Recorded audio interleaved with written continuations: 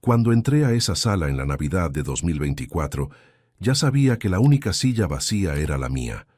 12 pares de ojos me clavaron la mirada al mismo tiempo y mi madre, la mujer a la que cuidé por 5 años, a quien le dediqué $500,000 de mi propia vida, me miró como si yo fuera la traidora de la historia. Ellos habían preparado un juicio. Yo había preparado una grabación. Lo que sucedió en los siguientes 90 segundos destruyó 4 relaciones, expuso un fraude y cambió para siempre lo que yo entendía sobre la familia, sobre la lealtad y sobre el precio real de estar presente cuando las cosas se ponen difíciles. Pero antes de continuar, checa si ya estás suscrito al canal y escribe en los comentarios ¿desde dónde estás viendo este video? Nos encanta saber hasta dónde están llegando nuestras historias. Mi nombre es Paola Méndez. Tengo 32 años y vivo en Querétaro. Trabajo como terapeuta ocupacional y, hasta hace 2 años, apenas podía dormir una noche completa porque mitad de mi mente estaba siempre monitoreando el estado de salud de mi mamá. Despertaba a las 3 de la mañana con el corazón en la garganta, revisando si el celular había sonado. Me quedaba mirando el techo, contando mentalmente si le había dado las medicinas del turno de la tarde en la dosis correcta. Era ese tipo de presencia constante, invisible para todos menos para mí, lo que se había convertido en el ritmo de mi vida. Todo empezó en febrero de 2019, cuando mi mamá, Guadalupe Méndez, recibió el diagnóstico: esclerosis múltiple progresiva. La neuróloga que la atendió fue amable, pero directa. La enfermedad avanzaría, no había forma de saber a qué velocidad, pero el cuerpo de mi madre eventualmente necesitaría apoyo integral. Ella tenía 58 años en ese entonces, parecía demasiado joven para aquello, parecía demasiado injusto para ser real. Yo era la hija menor. Tengo 2 hermanos mayores, Ricardo, que tiene 39 años y administra una red de ferreterías en León, y Mónica, que tiene 36, casada con un médico y viviendo en una casa hermosa en un fraccionamiento exclusivo a las afueras de Monterrey. Los 2 estaban presentes en aquella reunión familiar que ocurrió justo después del diagnóstico, sentados a la mesa de la cocina de mi mamá como si fueran adultos responsables listos para repartirse un peso. Ricardo fue el primero en hablar. Dijo que le encantaría ayudar, pero que estaba en medio de una expansión del negocio, que el flujo de caja estaba apretado y que cualquier compromiso financiero en ese momento podría comprometer años de trabajo. Mónica asintió, con esa expresión de quien lo siente mucho pero no tiene nada que hacer. Su esposo era cirujano. Vivían en una casa de 4 recámaras, pero los niños tenían clases particulares de natación y piano, y la remodelación de la cocina acababa de empezar. Era complicado. Los 2 me miraron. Yo era soltera, sin hijos. Trabajaba con horario flexible como terapeuta independiente. La ecuación era obvia para ellos, aunque nadie la hubiera dicho en voz alta. Yo era la elección obvia, porque era la más conveniente para los otros 2. Yo me encargo de la coordinación, dije. Y Ricardo me abrazó como si le hubiera hecho un gran favor. Mónica dijo que yo era increíble. Mi mamá me miró con un alivio que, en ese tiempo, interpreté como gratitud. Solo más tarde entendería que era también el alivio de quien se da cuenta de que el problema se resolvió sin que tuviera que discutirse de verdad. En los primeros meses era manejable. Mi mamá aún podía moverse con bastón, aún podía cocinar cosas sencillas, aún tenía días buenos intercalados con días difíciles. Yo pasaba 3 veces por semana a su casa, que estaba a 20 minutos de mi departamento. Organizaba los medicamentos, la llevaba a las citas, me quedaba con ella las tardes en las que estaba más débil. Ricardo llamaba los viernes para preguntar cómo estaba. Mónica mandaba mensajes con fotos de los niños para alegrar el día de su abuela. La enfermedad no fue amable por mucho tiempo. En octubre de 2019, mi mamá se cayó en el baño y se fracturó la muñeca. No fue una caída grave en el sentido médico, pero fue el tipo de caída que deja claro que vivir sola se había convertido en un riesgo real e inminente. Después de eso, empecé a ir todos los días. Cada mañana antes del trabajo, cada tarde después de las consultas con los pacientes. Organizaba las comidas, garantizaba que tomara la medicación correcta en los horarios exactos, monitoreaba cualquier variación en los síntomas, hablaba con los médicos, investigaba alternativas de tratamiento, leía artículos sobre la progresión de la enfermedad a las 11 de la noche acostada en mi sofá. Ricardo envió una tarjeta de recuperación por correo. Mónica llamó 2 veces esa semana. En marzo de 2020, el mundo colapsó junto con la salud de mi madre. La pandemia cerró las clínicas de rehabilitación, interrumpió los grupos de apoyo presenciales y aisló a mi mamá de cualquier contacto social que aún le quedaba.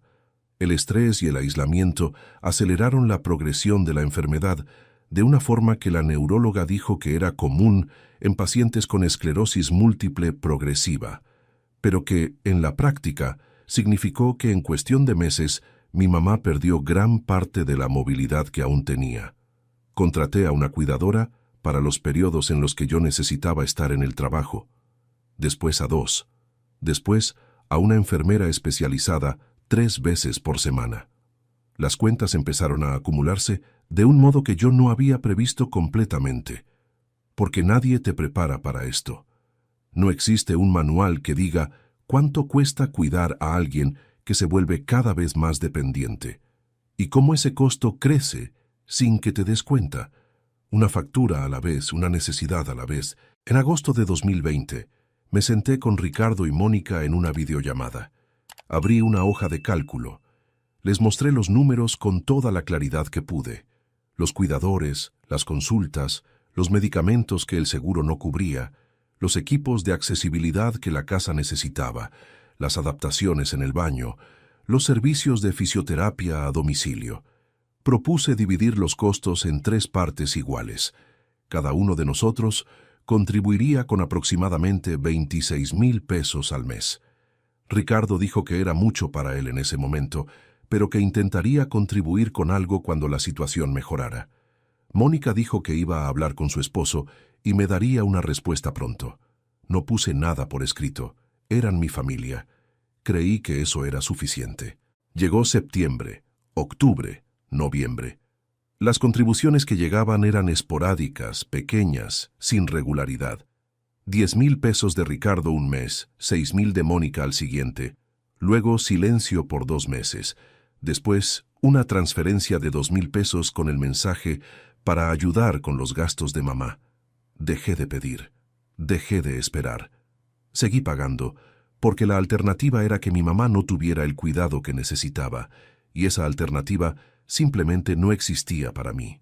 En el primer año entero de cuidado integral, gasté $72,000 de mi propio bolsillo. En el segundo año, 88,000. Refinancié mi departamento.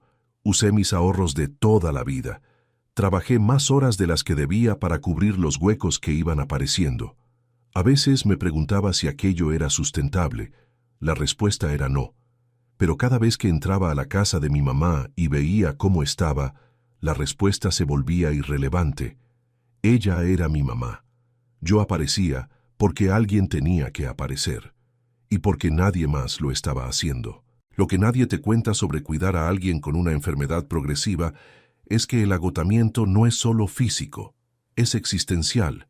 Es despertar cada día sabiendo que lo mejor que puedes ofrecer es desacelerar algo que no puede detenerse. Es aprender a celebrar los días estables y a no colapsar en los días malos, porque todavía tienes que funcionar al día siguiente. Es desarrollar una especie de armadura interna que no es dureza, sino una calma entrenada, la calma de quien sabe que el pánico no ayuda a nadie. Mi mamá tenía días en los que despertaba de buen humor, queriendo escuchar música de Javier Solís y contarme historias de su infancia. Describía los veranos en la casa de sus abuelos en Pátzcuaro con un detalle tan vivo que parecía que estaba de vuelta en aquel tiempo mientras hablaba. Y había días en los que el dolor era tan intenso que se quedaba acostada en silencio, con los ojos cerrados, sin poder articular lo que sentía, y yo simplemente me sentaba a su lado tomándole la mano, porque a veces no hay nada que hacer más que estar presente. En esos días silenciosos, frecuentemente pensaba en lo que había sacrificado para estar ahí. relaciones que no prosperaron porque yo no tenía energía emocional para invertir en otra persona, viajes que cancelé, proyectos profesionales que dejé para después, una versión de mí misma que había puesto en pausa indefinida, prometiendo retomarla cuando las cosas mejoraran. No me arrepiento de ninguna de esas decisiones, pero fue en ese periodo que empecé a notar algo que antes prefería ignorar. Ricardo y Mónica estaban cada vez más presentes en las conversaciones sobre el futuro de la familia, pero no en el sentido que yo esperaría de hermanos preocupados. No me llamaban para preguntar si yo estaba bien, si necesitaba descanso, si había algo que pudieran hacer para aliviarme de alguna forma. Cuando llamaban, era para preguntar sobre el estado de salud de mi mamá de una forma que, con el tiempo, me di cuenta de que estaba siempre conectada a otra pregunta implícita, una pregunta sobre la casa, sobre los bienes, sobre lo que había sobrado. La casa de mi mamá, una propiedad bien ubicada en una zona tranquila de Guadalajara, valía cerca de 6 millones de pesos. Tenía una póliza de seguro de vida de 5 millones, contratada años antes cuando mi papá aún vivía. Tenía una pequeña reserva en ahorros y algunas inversiones modestas. Era un patrimonio razonable para una mujer que había vivido con cuidado y disciplina toda su vida. Y empecé a notar que, cuanto más avanzaba la enfermedad, más ansiosos parecían Ricardo y Mónica por discutir qué pasaría con ese patrimonio. En febrero de 2022, mi mamá me pidió que la ayudara a revisar su testamento. Era una actualización sencilla. Quería agregar algunos legados específicos para los nietos y revisar pequeños detalles de la distribución. Agendé la cita con el notario, llevé a mi mamá, estuve con ella durante toda la reunión.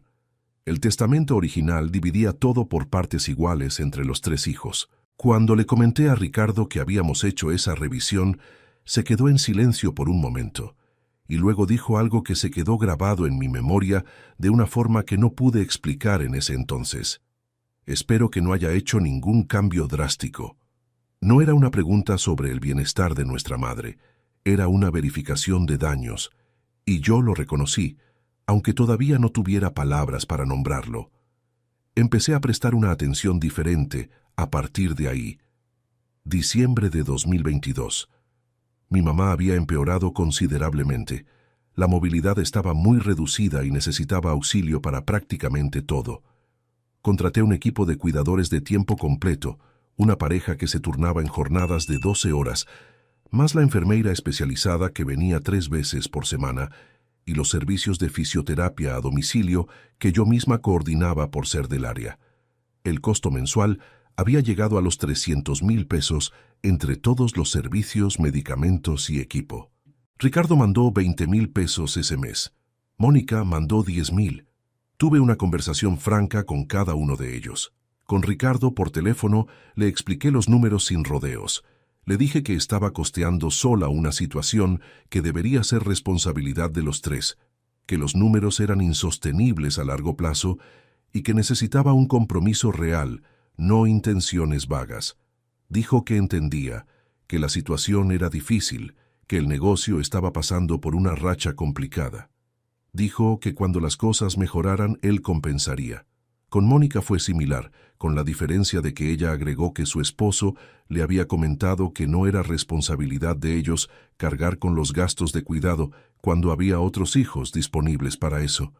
Otros hijos disponibles, como si yo hubiera nacido disponible, como si mi disponibilidad no fuera una construcción de 5 años de decisiones diarias que costaban caro en todos los sentidos posibles. Fue en marzo de 2023 cuando la cosa tomó un rumbo que absolutamente no había previsto.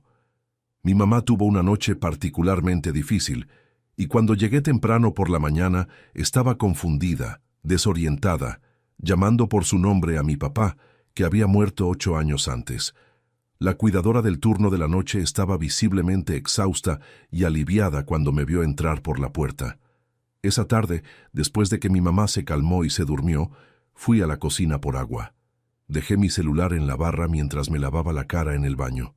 Yo usaba una aplicación de grabación para registrar instrucciones de los médicos durante las consultas, una práctica que había adoptado meses antes, tras notar que estaba olvidando detalles importantes de las orientaciones clínicas.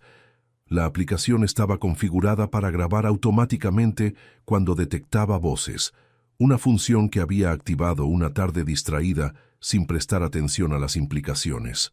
Cuando volví a la cocina, vi una notificación de nueva grabación. 43 minutos. Había dejado el celular encendido mientras Ricardo y Mónica hacían una videollamada con mi mamá, algo que pasaba raramente, pero que había ocurrido ese día mientras yo estaba en el baño. Mi mamá estaba tan confundida que apenas podía responder de forma coherente. Pero Ricardo y Mónica conversaron entre sí por largos minutos después de que la llamada con ella terminó, sin darse cuenta de que el celular aún estaba captando el audio ambiente de la sala. Empecé a escuchar, y lo que oí me dejó inmóvil en medio de la cocina, con el vaso de agua en la mano y el suelo desapareciendo bajo mis pies. La voz de Ricardo era clara en la grabación, sin el cuidado que las personas ponen cuando saben que las están escuchando. Hablaba con la seguridad de quien cree estar absolutamente solo. Paola no va a aguantar mucho más tiempo, ya está en el límite. Mónica respondió sin dudar. Mejor así.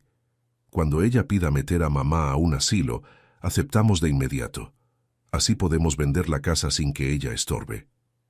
Me quedé escuchando esos 43 minutos con una mezcla de shock y de una extraña claridad fría, como cuando finalmente entiendes algo que estaba frente a ti todo el tiempo, pero que te negabas a ver por completo, porque ver significaba aceptar.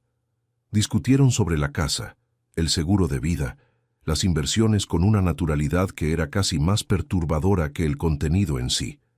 Ricardo mencionó que había investigado sobre el juicio sucesorio y que, si mi mamá llegaba a fallecer sin un cambio significativo en el testamento, los 3 herederos dividirían todo igual, incluyéndome a mí, que va a querer su parte después de años de cuidadora.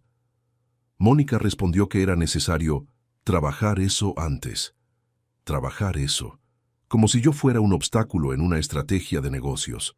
Como si 5 años de mi vida fueran una variable a administrar. Había más.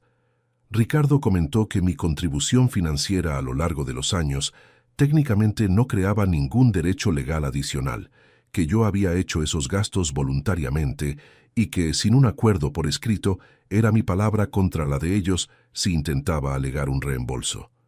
Mónica estuvo de acuerdo. Dijo que yo era el tipo de persona que hace las cosas esperando reconocimiento y que cuando llegara la hora probablemente intentaría presentarme como la heroína de la historia para compensar una vida que no había funcionado. Una vida que no había funcionado. Yo tenía 30 años al momento de esa grabación. Una carrera, un departamento, amigos, una vida que había sido conscientemente reorganizada en torno a una responsabilidad que nadie más estaba dispuesto a asumir.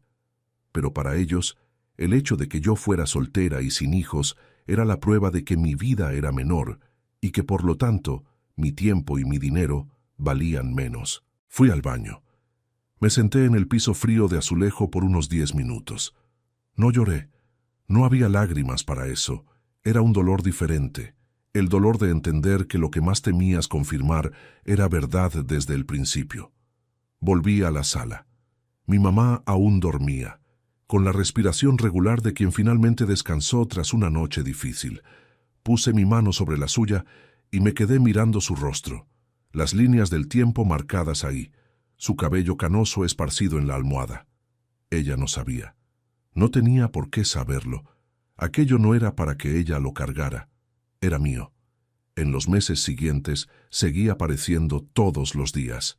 Seguí pagando. Seguí coordinando a los cuidadores, los médicos, las medicinas, los equipos.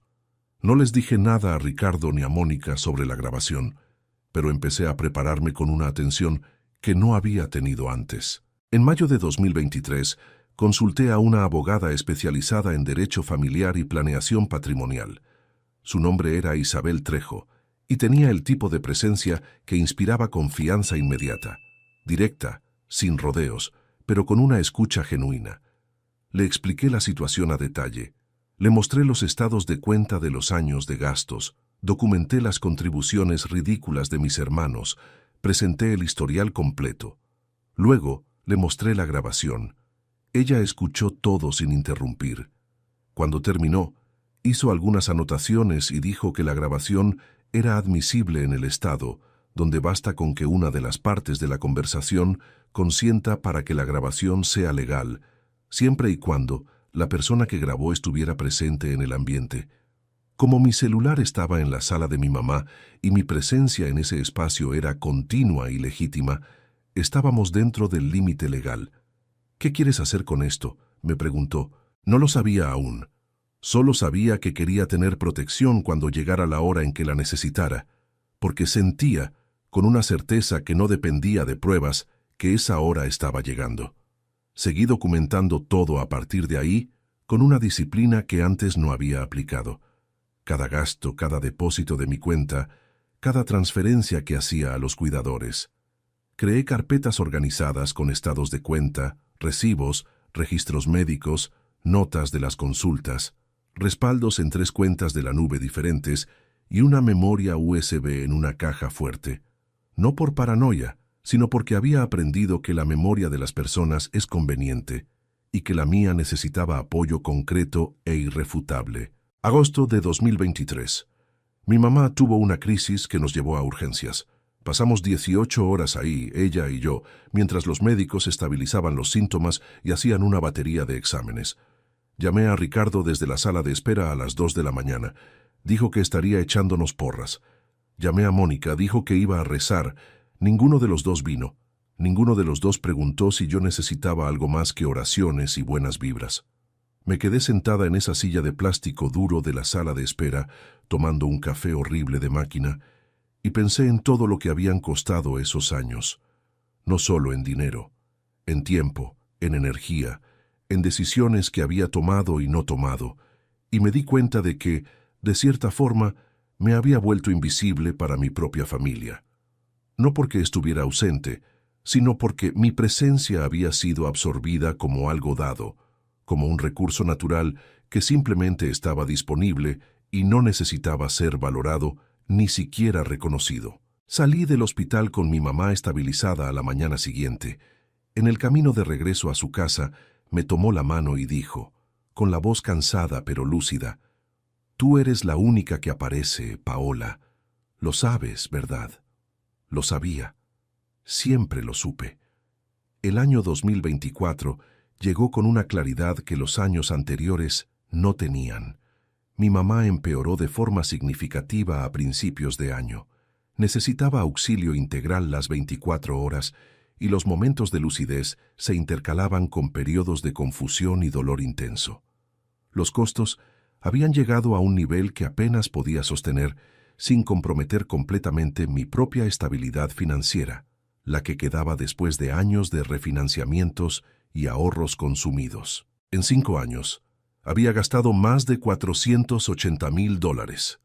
La cuenta era absurda escrita así, pero había llegado ahí de forma tan gradual y tan inevitable que raramente me detenía a sumar el total.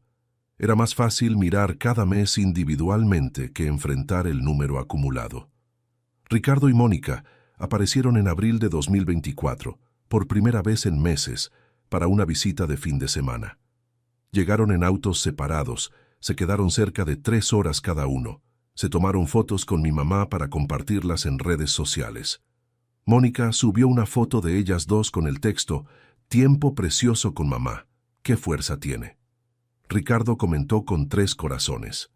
En las fotos, mi mamá sonreía. En las fotos, no aparecían las horas de dolor que habían precedido esa visita de 3 horas, ni las horas de recuperación que siguieron después de que se fueron. No preguntaron por las cuentas. No ofrecieron ninguna ayuda práctica.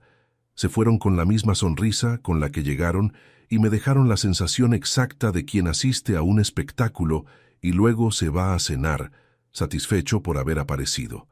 Fue durante esa visita que me di cuenta, observando a Ricardo circular por la casa con una atención específica a los detalles, que su interés por mi mamá y su interés por su patrimonio eran completamente inseparables. No venían a ver a mi mamá, venían a verificar el inventario, En septiembre de 2024, recibí información a través de una fuente que me había ayudado a monitorear registros públicos.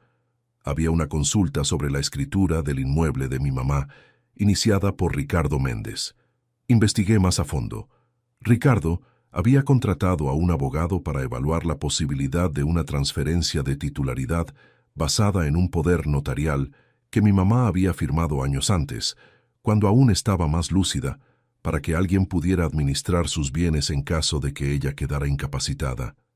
El poder había sido firmado a nombre de Ricardo como administrador preferente. Llamé a Isabel inmediatamente. Ella lo verificó y lo confirmó. El poder era real.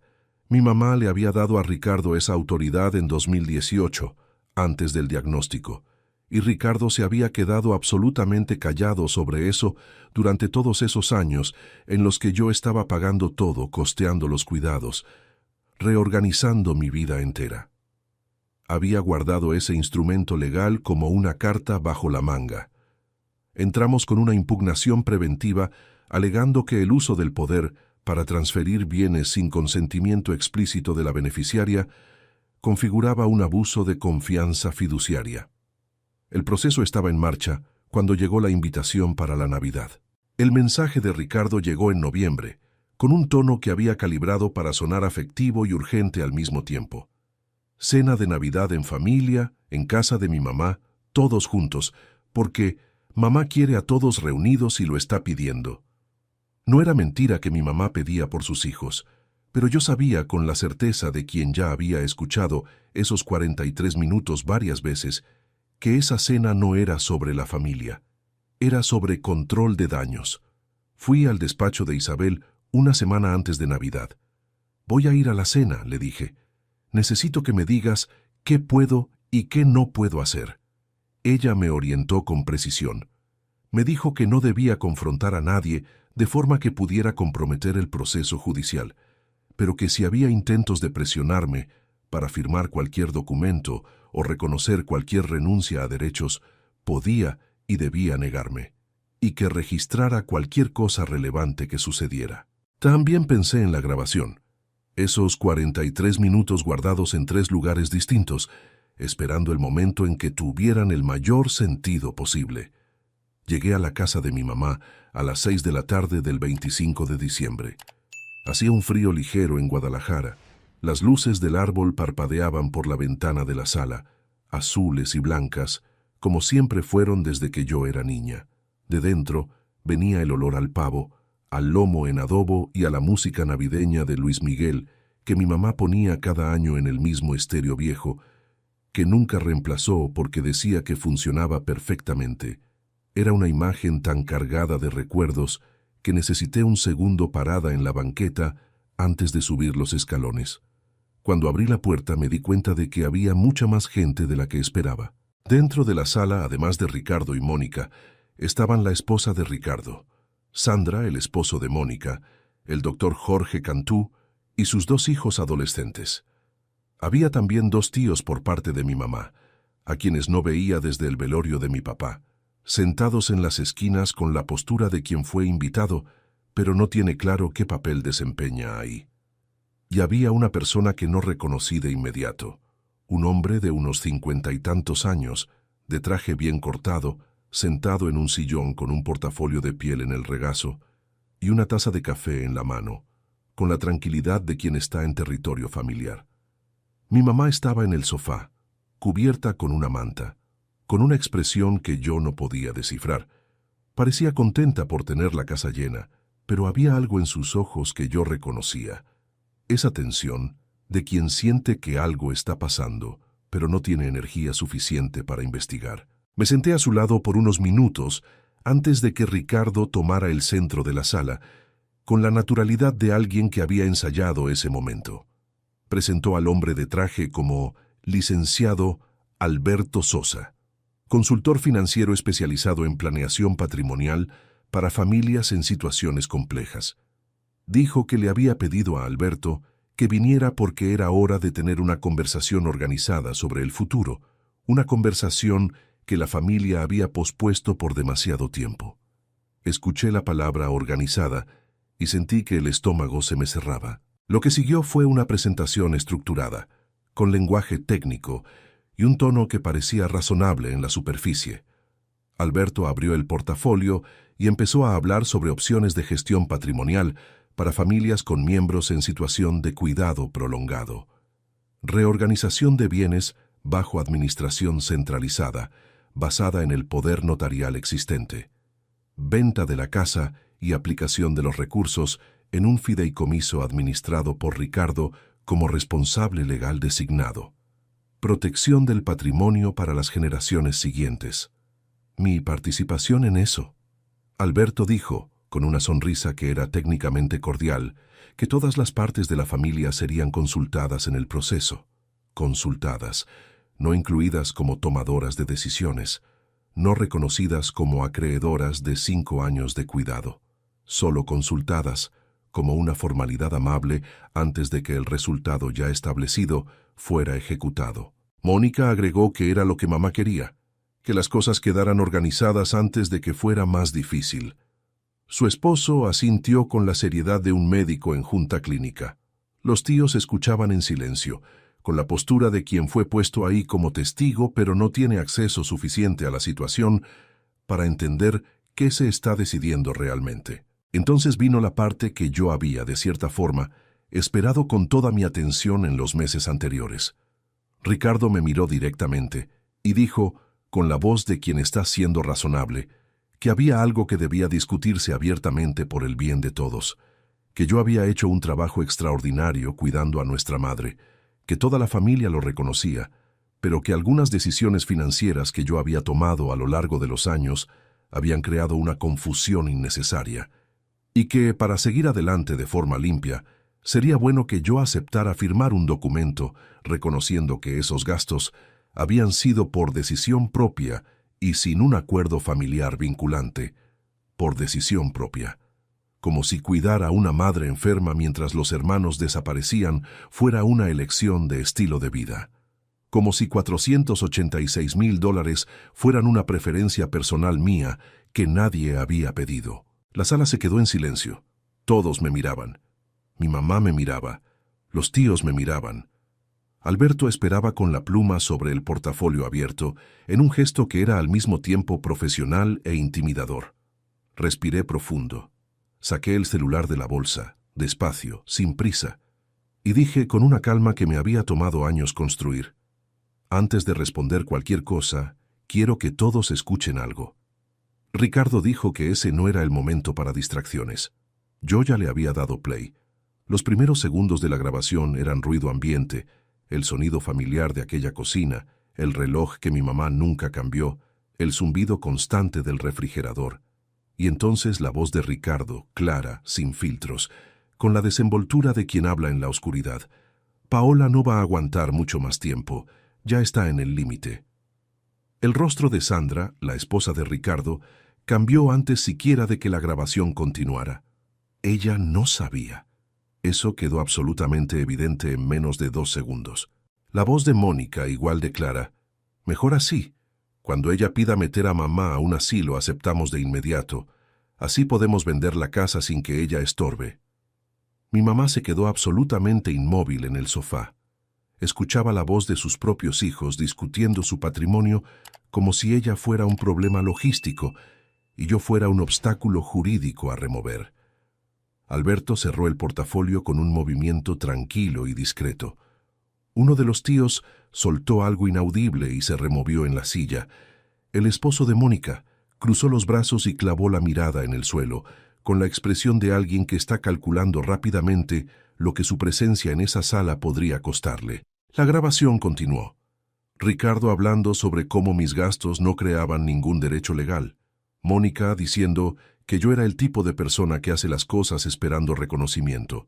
Los dos discutiendo cómo trabajar el testamento antes de que fuera demasiado tarde, con una practicidad que sonaba más a una reunión de estrategia corporativa que a una conversación sobre la madre de ambos.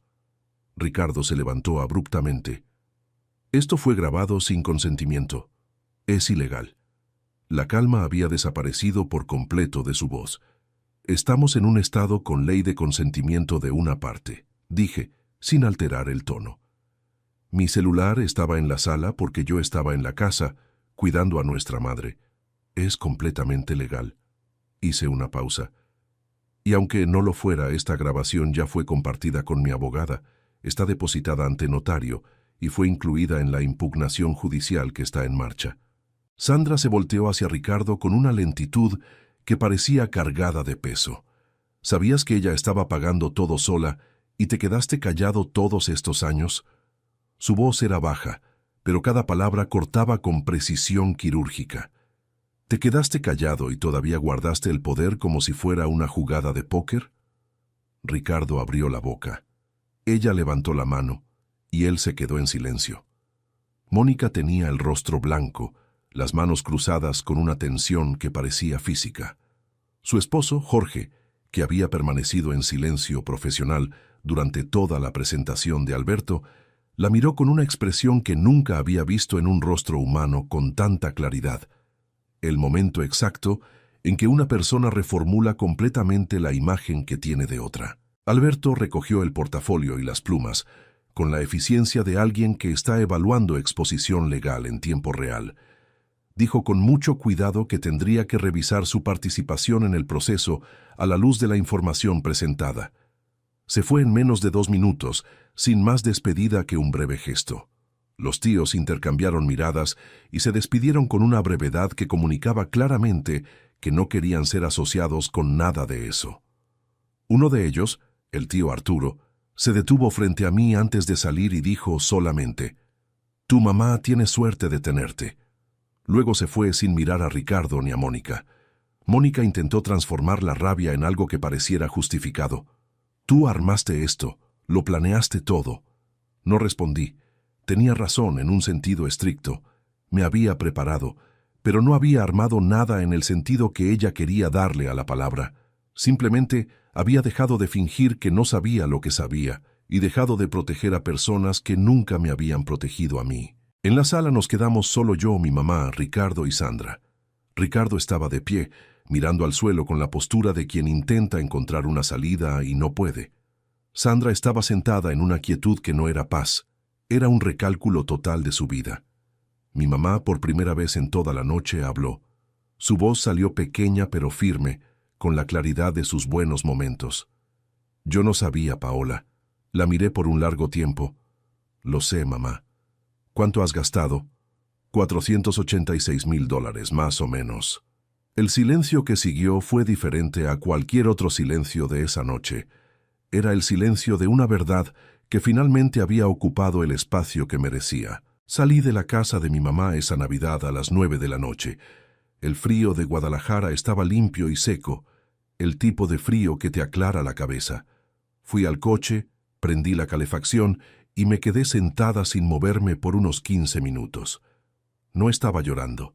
Estaba muy quieta como alguien que acaba de soltar algo extremadamente pesado en el suelo tras cargarlo por mucho tiempo, y todavía se está ajustando a lo que significa tener las manos libres. Las consecuencias no llegaron todas de golpe.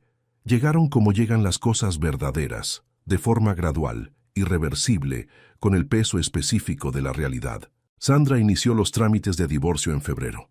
Antes de eso, me llamó en enero para pedirme disculpas por no haber cuestionado más a lo largo de los años, por haber creído en la versión que Ricardo presentaba en casa, la versión en la que yo era la difícil, en la que los hermanos estaban contribuyendo como podían, en la que la situación era complicada para todos. Dijo que había encontrado evidencias de otras deshonestidades financieras dentro de su propio matrimonio, cosas que la grabación la había motivado a investigar con una atención que antes no tenía. Le dije que lo sentía mucho, y lo sentía de verdad. Sandra no había hecho nada malo. Había sido engañada por los mismos mecanismos que habían intentado engañarme a mí por 5 años. Jorge, el esposo de Mónica, pidió la separación en marzo. En el mundo de la medicina, la reputación es un activo profesional real, y cuando tu esposa está documentada en audio, discutiendo cómo manipular la herencia de su propia madre mientras su hermana paga todo sola, eso no se queda en silencio en los pasillos de un hospital donde todos se conocen. Mónica intentó culparme de eso también. Dejé de responder sus mensajes después de febrero, no por odio, sino porque no había absolutamente nada productivo en esa dirección. La impugnación judicial al poder notarial se resolvió en abril de 2025. Con base en la documentación que presenté, los estados de cuenta, los registros de pago y la prueba de que yo había sido la proveedora exclusiva de los cuidados por 5 años, mientras Ricardo retenía el poder sin usarlo jamás, para algo que beneficiara a mi mamá, el juez determinó la anulación del instrumento y abrió un proceso de reembolso parcial. No recuperé todo.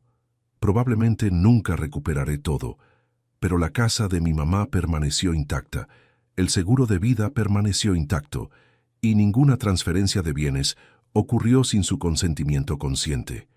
Mi mamá, en un buen día de marzo, le pidió a su abogada revisar el testamento. Yo no estuve presente en esa reunión a petición de ella, porque quería que fuera una decisión completamente libre de cualquier influencia mía. Lo respeté. No sé qué cambió. No pregunté. Nunca fue por el dinero. El negocio de Ricardo sufrió las consecuencias que sufren los negocios cuando la reputación del dueño se deteriora en una comunidad que platica. En junio, cerró una de las 3 ferreterías. En octubre, la segunda. En noviembre, se declaró en quiebra. La vida de Mónica siguió, técnicamente, pero con una grieta que ella sabía que estaba ahí. Sus hijos cambiaron de escuela. En la lógica del círculo social donde Mónica había construido su identidad, aquello fue una especie de degradación pública que le pesó mucho. 3 semanas después de Navidad, recibí un paquete en mi departamento, sin remitente identificado, sellado en Guadalajara. Dentro había un cuaderno de pasta dura, desgastado de las orillas, con la letra de mi mamá en la primera página. Era un diario que ella había mantenido en los primeros años tras el diagnóstico, cuando aún tenía la fluidez necesaria para escribir de forma regular. Lo abrí con cuidado. La mayoría de las entradas eran de 2019 y 2020, antes de que la enfermedad consumiera la concentración necesaria. Un domingo de octubre de 2020, con letra que aún era firme, había escrito: Paola vino hoy. Ella siempre viene. Hice café y nos quedamos platicando 2 horas sobre cuando yo era niña, algo que raramente alguien me pide que cuente. No sé si ella sabe lo mucho que significa. Necesito decírselo, pero a veces las palabras se me van antes de llegar al lugar correcto. Si algún día ya no puedo decirlo, quiero que sepa. Ella fue suficiente. Ella siempre fue suficiente. Me senté en la orilla de la cama con ese cuaderno en el regazo y lloré las primeras lágrimas verdaderas de todo ese largo periodo. No de tristeza, de reconocimiento. Ella lo había visto.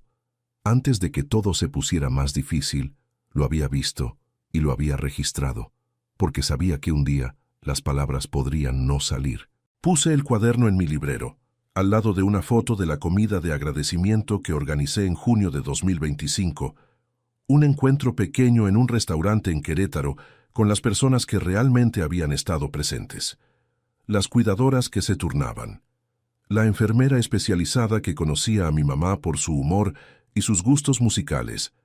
La neuróloga que respondía a mis correos con paciencia. 2 amigos que habían aparecido en esos años sin que yo tuviera que pedirlo. En la foto, todos sonreían. Era la foto de los que aparecieron cuando aparecer costaba algo. Sigo trabajando como terapeuta ocupacional. Ayudo a las personas a recuperar funciones tras enfermedades y lesiones, a aprender de nuevo a hacer cosas que el cuerpo olvidó, a encontrar caminos alternativos cuando el original ya no está. Hay algo en este trabajo que resuena directo con lo que viví. La recuperación no es lineal, no tiene un punto de llegada limpio, y lo que parece perdido, a veces solo está esperando el tipo correcto de atención y paciencia. Estoy haciendo lo mismo conmigo misma, de forma lenta, de forma honesta, sin prisa por llegar a ningún lugar específico. Mi mamá sigue aquí, más fragilizada, pero aquí. Sigo apareciendo, no porque me sienta obligada, no porque sea mi función o mi papel, sino porque eso es lo que elijo ser para ella. La diferencia es que ahora sé lo que eso vale, y las personas a mi alrededor también lo saben, sin que yo tenga que probarlo. Aprendí algo esa Navidad que no puedo desaprender. La familia no es biología. Es una decisión repetida a lo largo del tiempo, especialmente cuando la decisión es difícil. Es aparecer cuando aparecer tiene un costo real. Lo demás es solo ADN compartido. Y el ADN no paga facturas de cuidadores, ni se queda al lado de la cama a las 2 de la mañana. Y a veces, lo más valiente que puedes hacer es negarte a cargar sola el peso que debería ser de todos, y cuando lleguen para juzgarte por lo que te hicieron, tener la claridad y la serenidad de mostrarles el espejo que pasaron años evitando. No me arrepiento, ni por un segundo. Ahora, si te gustó esta historia, haz clic en suscribirte y dime en los comentarios qué parte te dejó con la boca abierta. Y no olvides hacerte miembro para tener acceso a videos exclusivos que no subo aquí. Te espero allá.